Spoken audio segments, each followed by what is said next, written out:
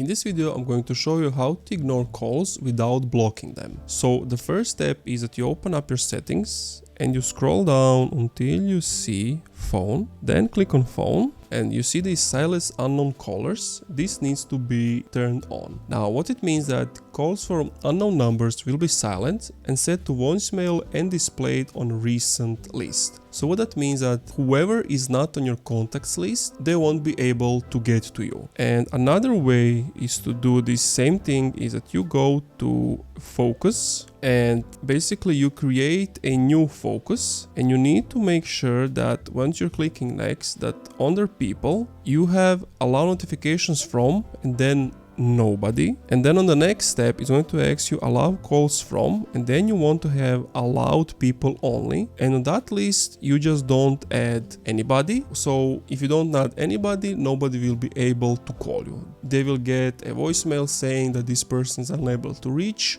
or straight to voicemail. And that's it. Thank you for watching this video.